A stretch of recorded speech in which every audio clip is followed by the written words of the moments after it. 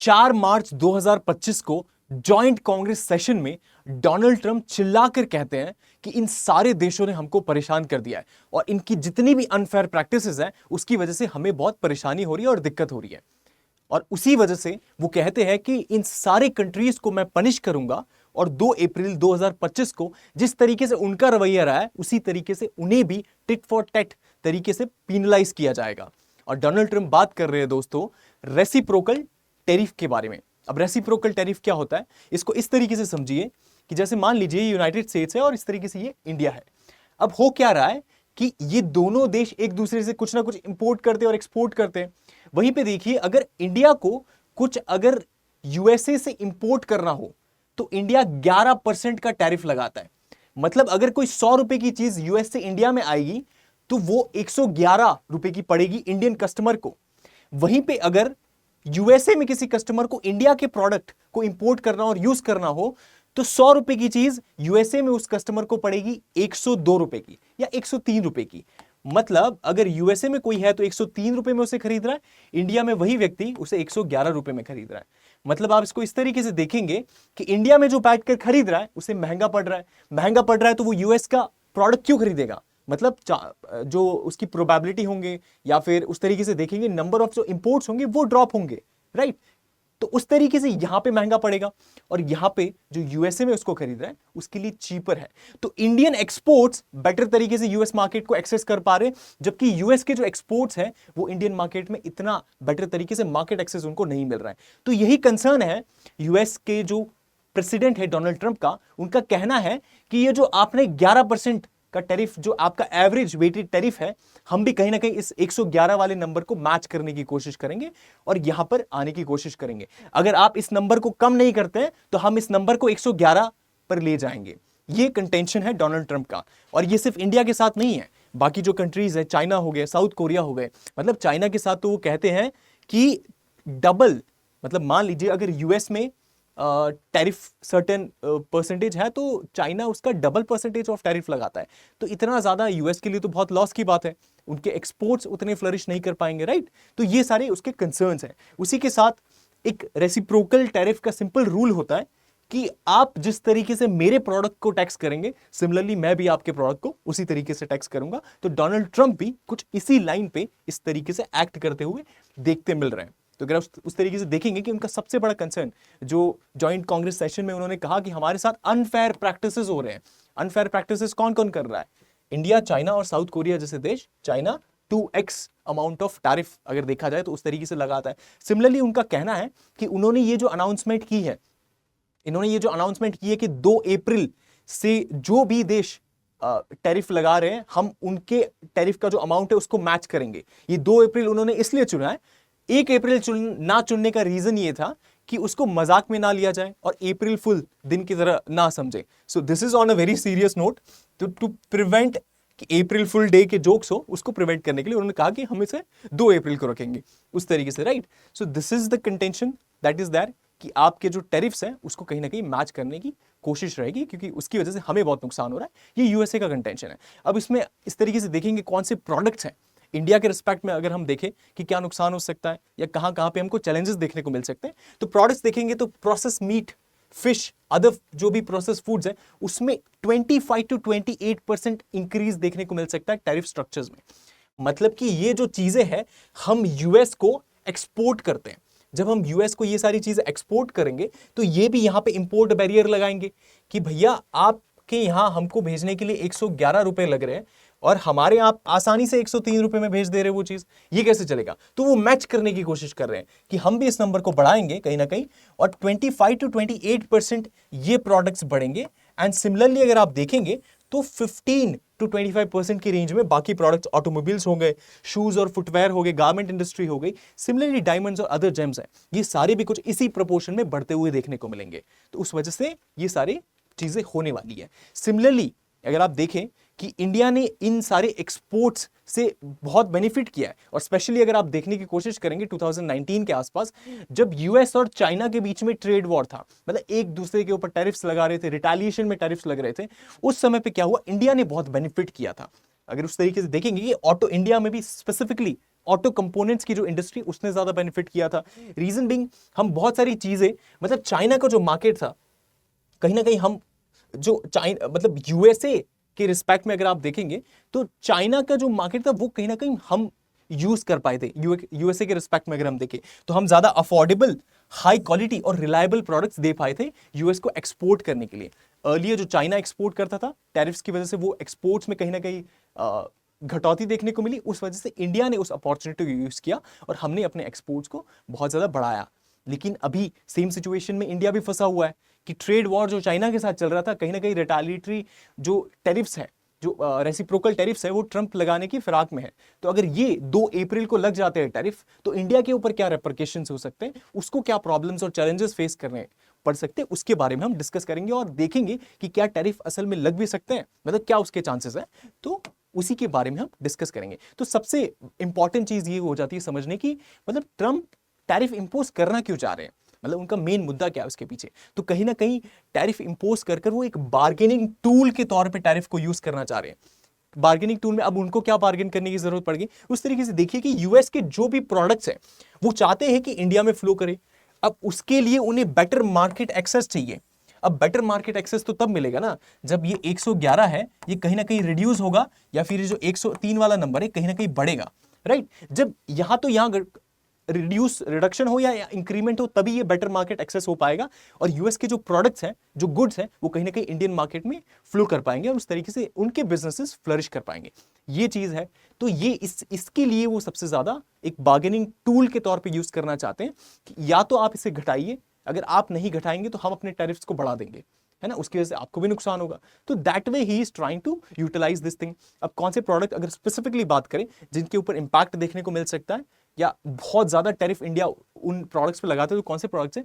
अगर American cars देखें आप, अमेरिका की जो भी कार्स हैं उनके ऑटो पार्ट्स हैं, जैसे टेस्ला हो गए, फोर्ड हो गए या जनरल मोटर्स हो गए, ये जो कंपनीज हैं, ये जो भी प्रोडक्ट्स या गुड्स अपने बनाते हैं, जो कार्स व्हीकल्स जो बनाते हैं, वो अगर इंडिया में आपको इंपोर्ट करना है तो उस पर 100% टैरिफ लगता है। मतलब 20 लाख की गाड़ी आपको 40 लाख में पड़ेगी इंडिया में। इतना कॉस्टली है, इतना ज्यादा टैरिफ है। तो क्यों इंडियन कंज्यूमर्स को खरीदना चाहेंगे। जब इंडियन कंज्यूमर्स को खरीदना नहीं चाहेंगे तो यूएसए के जो एक्सपोर्ट्स है वो कहीं ना कहीं फॉल होंगे। तो ट्रंप का यही कंटेंशन है कि ये आप टैरिफ्स को घटाए ताकि टैक्स कम लगेगा, इंडियन कंज्यूमर्स को वो चीप लगेगा, उस वजह से उनके जो बिजनेसेस है वो फ्लरिश करेंगे क्योंकि कहीं ना कहीं प्रोडक्ट्स फ्लो इन करेंगे इंडिया में। ये चीज है। सिमिलरली यूएस के जो एग्रीकल्चर प्रोडक्ट्स हैं, आप देखिए एप्पल्स, आलमंड्स, डेयरी प्रोडक्ट्स, इस पे भी इंडिया बहुत ज्यादा टैरिफ्स लगाता है, तो वो भी उनका एक कंटेंशन हो जाता है। सिमिलरली उसी के साथ अमेरिकन विस्की और अल्कोहल, मतलब आप देखेंगे कि जैक डेनियल्स और जिम बिम जो इनकी प्रीमियम जो ब्रांड्स हैं, अमेरिकन ब्रांड्स हैं विस्की और अल्कोहल के रिस्पेक्ट में, वहां पर 150% का टैक्स लगाती है इंडियन सरकार। मतलब इन सारी चीजों को अगर इंडिया में फ्लो करना है तो मतलब 1000 रुपए की बॉटल 150% का टैक्स है। कैन यू इमेजिन, इतना ज्यादा महंगा पड़ जाएगा। उसी तरीके से मेडिकल जो डिवाइसेस है, अगर आप स्टेंट और नी इम्प्लांट्स के लिए जो डिवाइसेस होते हैं वो भी कहीं ना कहीं इनका कंटेंशन है कि उसके लिए यहाँ पे जो टैरिफ्स है उसको घटाए, ताकि टैरिफ्स घटेंगे तो उसकी वजह से देयर बिजनेसेस वुड फ्लरिश, क्योंकि वो सारी चीजें यहाँ पे ये बेच सकते हैं। तो ये चीजें हैं, ये इनके कंटेंशंस है कि ये सारे प्रोडक्ट्स है, ये सारी कैटेगरीज है जहां पर दोनों देश कहीं ना कहीं देखने को मिल सकता है कि यहाँ पे कुछ नेगोशिएशन हो रहे हैं, राइट। उसी के साथ में इंडिया के सामने एक बहुत बड़ा डिलेमा है और सबसे बड़ा डिलेमा ये है कि इन्हें घटाने अपने टैरिफ्स या फिर यूएसए अपने टैरिफ्स बढ़ा देगा, राइट। इंडिया को अपने टैरिफ घटाने या फिर यूएसए अपने टैरिफ्स बढ़ा देगा। अब उसमें इसको इस तरीके से देखिए कि अभी इंडिया ने जो इसके रिस्पेक्ट में जो डेवलपमेंट्स किए हैं, टैरिफ्स घटाए हैं, और किसके रिस्पेक्ट में घटाए, जैसे हाई एंड जो मोटरसाइकिल्स हैं उसमें पहले अगर 50% टैरिफ्स होता था, मतलब 10 लाख की चीज अगर 15 लाख में बिक रही थी तो उसको कहीं ना कहीं 30% पे ला दिया, 13 लाख में बिक रही है वो, राइट। तो ये रिडक्शन कहीं ना कहीं टैरिफ्स में देखने को मिला है। सिमिलरली जो बॉन विस्कीज है उसमें 150% से 100% का रिडक्शन देखने को मिला है टैरिफ स्ट्रक्चर्स में। तो उसकी वजह से this products can flow easily into India और मोर इजीली देन बिफोर। तो ये चीजें देखने को मिल रही है। लेकिन उसी के साथ में इसमें क्या हो रहा है, यूएस के जो बिजनेसेस है ना ये बेनिफिट करने वाले, इनके एक्सपोर्ट्स बढ़ेंगे, इंडिया में इनके प्रोडक्ट्स फ्लो करेंगे। लेकिन सिमिलरली उसी के साथ साथ इंडिया की जो लोकल डोमेस्टिक इंडस्ट्री है वो सफर कर सकती है, क्योंकि हाई क्वालिटी प्रोडक्ट्स आएंगे एट अ चीपर रेट, और इंडिया में एक क्वालिटी जो प्रोडक्ट्स है उसका इशू है, एंड उसी के साथ साथ में जो रेट्स है क्योंकि वी आर मैन्युफैक्चरिंग इट, और बहुत सारे सप्लाई चेन से हम कहीं से रॉ मटेरियल इंपोर्ट करते हैं, उसके बाद में हम उसको फाइनल फिनिश गुड्स को बनाते हैं, तो उसमें कॉस्ट बहुत लग जाता है। तो वो कॉस्ट स्ट्रक्चर की वजह से इवेंचुअली जो फाइनल प्रोडक्ट होगा उसमें ज़्यादा प्राइस का होता है। और अगर इंडियन कंज्यूमर को चुनना हो a cheaper product with a higher quality from US और अ इंडियन प्रोडक्ट उस तरीके से होगा जिसकी प्राइस ज़्यादा, क्वालिटी उतनी नहीं है, तो ऑब्वियसली दिल चूज दिस वन, राइट। तो उसकी वजह से हमारी जो डोमेस्टिक इंडस्ट्री है वो कहीं ना कहीं सफ़र कर सकती है उसके रिस्पेक्ट में।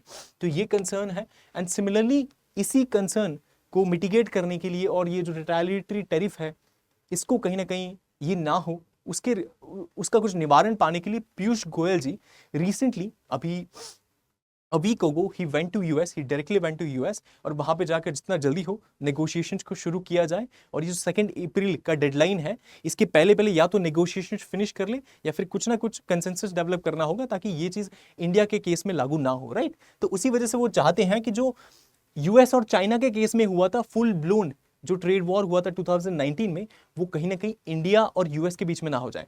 तो अगर ये ट्रेड होए उससे पहले ही हम कुछ निवारण कर ले, कुछ सोल्यूशन निकाले तो बेटर होगा। तो उसी के लिए ही वेंट देयर, और उनकी कोशिश है कि प्रेजेंटली इंडिया और यूएस का जो बायलैटरल ट्रेड है, दोनों देशों के बीच में जो ट्रेड है वो $129 बिलियन का है। इसको कहीं ना कहीं $500 बिलियन तक पहुंचाने की कोशिश है, राइट, बाय 2030। मतलब 5-6 साल बचे हैं और इतना इंक्रीमेंट करना है, तो it is a substantial number. अब इतने सब्सटेंशियल नंबर में इंक्रीमेंट करना है और अगर रेसिप्रोकल टैरिफ लग जाता है तो बिजनेसेस कैसे ग्रो होंगे, राइट। तो ये तो नहीं होना चाहिए। तो उस वजह से कोशिश है कि नेगोशिएशन जल्द से जल्द हो और कुछ ना कुछ इसका सोल्यूशंस निकाला जाए ताकि ये जो बड़ा नंबर है यहां तक पहुंचा जा सके, राइट। उसी के साथ में कोशिश है कि ये नेगोशिएशन हो और उसके साथ में इंडिविजुअल लेवल पे, बायलैटरल लेवल पे इंडिया एंड यूएस के कुछ एक बायलैटरल ट्रेड अग्रीमेंट होना चाहिए जिसके रिस्पेक्ट में, मतलब कब तक हम प्रोडक्ट टू प्रोडक्ट बेसिस पे देखेंगे कि चलो इस पे इंपोर्ट ड्यूटी घटा देते हैं या इस पे इंपोर्ट ड्यूटी इस तरीके से कर देते हैं। बेटर रहेगा कि एक कॉम्प्रिहेंसिव आप अग्रीमेंट बनाए। And the time has come when you are, आप इतना बड़ा स्टेज कर रहे हैं कि $500 बिलियन का जो ट्रेड होना चाहिए बाय 2030, अगर इतना बड़ा अचीवमेंट आप माइलस्टोन अचीव करना चाहते हैं आप, तो उसके लिए ये तो बेसिक नुआंसेस है, ये तो होना ही चाहिए। Comprehensive agreement is must, right. तो उसी के लिए ये एक्सपेक्ट किया जा रहा है कि बाय लेट 2025, मतलब नवंबर दिसंबर 2025, इसी साल कोशिश है कि ये कहीं ना कहीं खत्म हो जाएगा और इसके ऊपर बातचीत हो जाएगी और हम इसको फाइनलाइज कर लेंगे, राइट। तो जितना जल्दी होता है उतना बेहतर है ताकि हमको एक 5 साल का टाइमलाइन मिल जाएगा, उसमें we can think about and grow, एक ग्रो ट्रेजेक्ट्री हम बना सकते हैं कि किस तरीके से हमको आगे बढ़ना है उस दिशा में। उसी के साथ साथ इंडिया हैज रिसेंटली अपनी जो एनर्जी इंपोर्ट्स है यूएसए से वो इंक्रीज किए, उसके साथ साथ जो उनके डिफेंस इक्विपमेंट इंपोर्ट्स है यूएसए से वो भी कहीं ना कहीं इंक्रीज होते हुए दिख रहे हैं, राइट। तो एक नेगोशिएशन का तरीका होता है, दिस इज हाउ, मतलब आप कहीं ना कहीं कुछ ना कुछ चीजें वहां से इंपोर्ट कर रहे हैं and it also sends them a signal that the country is interested in the trade, और उस तरीके से रिलेशंस जो है वो बने रहते हैं, वो हॉल्ट नहीं होते, हैम्पर नहीं होते।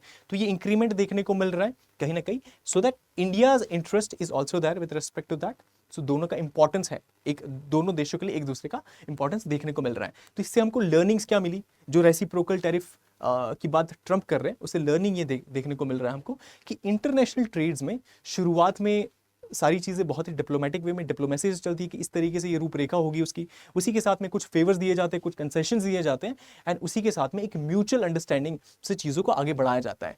लेकिन जब किसी देश का सेल्फ इंटरेस्ट आता है, जैसे कि सरकार बदली, Donald Trump came to power, very protectionist towards his own nation, जब किसी देश का सेल्फ इंटरेस्ट आता है या फिर अपने नेशनल आइडेंटिटी के लिए वो उसके हित में काम करते हैं, तो कहीं ना कहीं वो प्रेशर टैक्टिक्स को यूज करते हैं। और ये जो रेसिप्रोकल टैरिफ है ये एक प्रेशर टैक्टिक्स का एग्जाम्पल है जो यूएसए इंडिया के रिस्पेक्ट में यूज कर रहा है और दूसरी कंट्रीज के रिस्पेक्ट में यूज कर रहा है। तो ये जो चीज है ये समझ में आती है कि प्रेशर टैक्टिक्स वाली जो चीजें हैं वो लेटर स्टेजेस में हमको देखने को मिलती है। इनिशियली तो सब कुछ अच्छा चलता है, it's a honeymoon period initially, लेकिन बाद में जब समझ में आता है कि अच्छा this is the reality of this nation, वो सारी चीजें डबल साइडेड लॉपसाइडेड जो चीजें होती है वो हमको देखने को मिलती है उसी के साथ। लेकिन इंडिया के केस में अगर देखें तो इतना दिक्कत की बात नहीं है, because India has a certain leverage. And what is that leverage? ये लेवरेज इस केस में है कि मल्टीपल जो सुपर पावर अलायंसेस हैं हम उनके साथ कहीं ना कहीं साथ में चल रहे हैं, हमारे रिलेशंस भी उनके साथ में अच्छे हैं, स्ट्रेटेजिक रिलेशंस देखे जाए, डिप्लोमेटिक रिलेशंस देखे जाए with respect to the economy जितना हम स्ट्रेंथ अपना बोस्ट करते हैं उनके साथ, या बायलैटरल ट्रेड के रिस्पेक्ट में देखें तो वो सारे बहुत स्ट्रांग हैं, सब्सटेंशियली स्ट्रांग है। If you see with respect to Russia, European Union या China, right? So if India, like USA can use pressure tactics with respect to India, लेकिन इंडिया हैज दिस टूल्स ना, Russia है, European Union है, China है। अगर India अपनी closeness Russia के साथ बढ़ाता है तो it is very anxious for USA, right? तो उस केस में अगर देखें, या फिर यूरोपियन यूनियन या चाइना के साथ बढ़ाता है तो it is anxious case for USA. तो उस केस में देखिए तो India has a certain leverage. तो उस तरीके से नहीं होगा कि यूएसए जो भी बोलेगा, जो भी टेबल्स पे रख देगा conditions, India has to agree, ऐसा नहीं होने वाला है। India also has a substantial ground जिसके बेसिस पे US also needs to agree upon, right? उसी के साथ में अगर आप देखेंगे तो 2 अप्रैल 2025 को it is going to be like 2025 का अगर बहुत अमंग द मेजर डेट्स में देखा जाए तो ये 2 अप्रैल 2025 के मेजर डेट्स में देखने को मिलेगा हमको। रीजन बीइंग क्योंकि रेसिप्रोकल जो टैरिफ्स हैं वो लागू होंगे उस दिन से। अब इंडिया पे लागू होते कि नहीं होते, इंडिया को एग्जम्पशन मिलता है कि नहीं मिलता है, या फिर क्या चीजें देखने को मिलती है, उसी से पहले अगर हम कुछ नेगोशिएशन कर लेते हैं तो उस रिस्पेक्ट में क्या होगा। तो एक्सपर्ट्स कह रहे हैं कि India would be able to negotiate on the terms which are good for both the countries, और ये 2 अप्रैल से पहले पहले हो जाएगा। उस दिन से पहले पहले हम फेवरेबल टर्म्स पे ये नेगोशिएशंस कर पा रहे होंगे और ये हो चुका होगा। उसी के साथ साथ मतलब रेसिप्रोकल टैरिफ यूएस लगा रहा है, लेकिन ऐसा नहीं है कि उसका नुकसान नहीं होगा उसमें। मतलब कोई देश, अगर आप इस तरीके से देखिए, ये यूएसए है और ये इस तरीके से इंडिया, राइट? अब रेसिप्रोकल टैरिफ लगा रहा है तो ये अपना इंपोर्ट बैरियर बढ़ा रहा है। मतलब यहां से कोई भी प्रोडक्ट यहां पे जाएगा तो इनके कस्टमर्स के लिए, इनके कंज्यूमर्स के लिए बहुत महंगा हो जाएगा, राइट? महंगा हो जाएगा, इंपोर्ट बैरियर बढ़ा रहा है, मतलब सप्लाई जो है यहां कम हो जाएगी, डिमांड इंक्रीज होगी, और उसकी वजह से जब सप्लाई कम है, डिमांड इंक्रीज होगा तो कहीं ना कहीं इन्फ्लेशन बढ़ेगा कि नहीं बढ़ेगा। और किसी भी देश के लिए इन्फ्लेशन बहुत ज्यादा अच्छा थोड़ी ना होता है। तो इनको भी नुकसान है अगर ये एक्सट्रीम लेवल पे उस तरीके से जाते हैं और अपने देश को एकदम आइसोलेट कर रहे हैं, वो चीज़ that is harmful for them also. लेकिन इनका जो कंसर्न है कि अनफेयर तरीके से बहुत सारे देश है उनकी टैरिफ बहुत हाई है और हमको उससे नुकसान होता है, तो वो भी बहुत जेन्युइन है। तो लेट्स सी क्या होता है 2 अप्रैल 2025 के पहले। समझा जा रहा है, अनुमान लगाया जा रहा है कि नेगोशिएशन इंडिया तो कर चुका होगा इस रिस्पेक्ट में, लेकिन let's see what are the developments and what happens before that, right? So I wish all the best for your preparation, and I hope and wish that you like the video. If you like the video, please hit subscribe and share with your friends. Thank you.